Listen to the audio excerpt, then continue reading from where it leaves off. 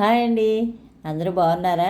మా ఫ్రెండ్ అనితి గారు వాళ్ళ అబ్బాయిని ఆషాఢం పెళ్ళికొడుకుని చేస్తున్నాం అని పేరెంటానికి పిలిస్తే అందరూ వెళ్ళామండి. 11 మందిని పిలిచారు. ఇదిగోండి ఈ పేరెంటాళ్ళకి అందరికీ బొట్టు గంధం పెట్టే ఆవిడే అనితి గారు. ఇదిగోండి వాళ్ళ అబ్బాయి, పెద్ద అబ్బాయి మాట అండి. ఇద్దరు అబ్బాయిలు ఒక అమ్మాయిను. ఇదిగోండి అనితి గారు వాళ్ళ హస్బెండ్. మా వారు ఈయన కూడా చాలా క్లోజ్ ఫ్రెండ్స్ అండి, ఫ్యామిలీ ఫ్రెండ్స్ మాట. లేని వాళ్ళు ఆషాఢంలో పెళ్ళికొడుకుని చేయడం ఏంటి అని అనుకుంటున్నారు కదా. మా గోదావరి వాళ్ళు సాంప్రదాయాలండి.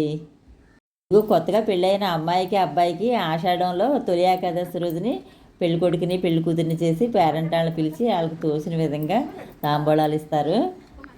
ఇదిగారు అయితే 9 రకాల పిండి వంటలు చేశారండి. అన్నది అనితి గారు అన్నదండు.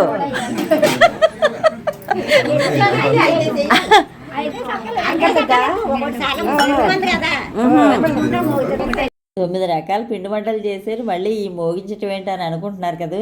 అది కంచి గిన్నె అండి. ఆ పాలకాయలు అప్పాలు అలా కంచి గిన్నెలు వేసి కొడితే టంగుమని శబ్దం రావాలంటండి. కంచు మోగినట్టు కనకమ్మ మోగదు అని అంటారు కదా. అలా టంగుమని శబ్దం వస్తే ఆ సంసారం కళకళలాడుతూ పిల్ల పాపలతో సంతోషంగా ఉంటారని ఒక నమ్మకం అంటండి. ఆషాఢం పెళ్ళికొడుకు వేడుక చాలా సరదాగా సాగిందండి. నాకు తెలిసి మన పెద్దలు ఏ ఆచారం పెట్టినా మన అందరి గురించి ఆలోచించానండి. ఆరోగ్యం గురించో, లేకపోతే అందరూ కలవాలనో, లేకపోతే ఈ సీజన్లో ఇవి తినాలనో అలాగే ఉంటాయి కదా మన ఆచారాలన్నీ. అవునంటారా కాదంటారా? అనితి గారు అయితే మన పెద్దలు పెట్టిన ఆచారం పిల్లలు తను తూచా తప్పకుండా పాటిస్తారండి. చాలా సంతోషంగా అనిపిస్తుంది నాకు.